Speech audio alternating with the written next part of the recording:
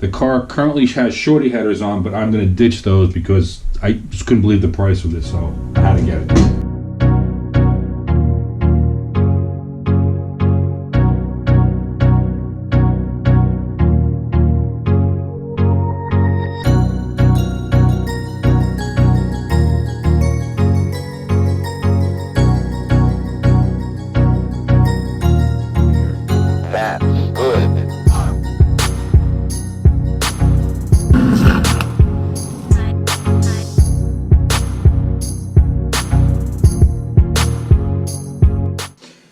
Hi guys, and welcome back to the channel.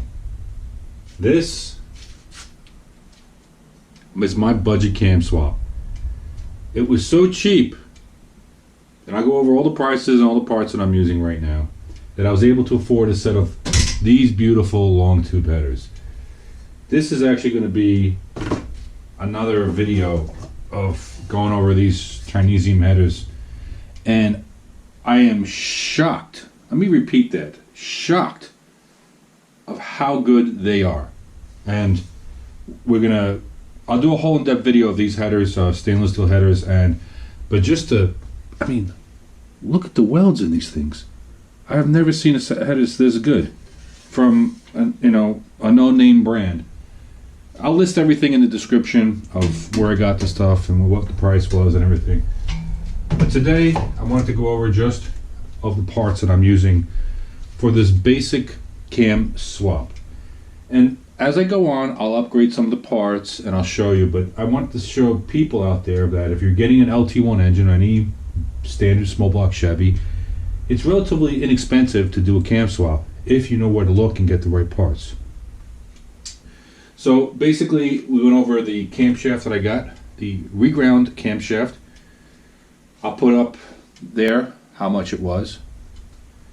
I went with a tried and true valve spring from Howard Cams, which is part number 98215. Everybody knows about these springs. Basically, it's a single spring, better than the LT4 valve springs. It has a dampener in here, and I'll go over that, what I'm going to do with that later on.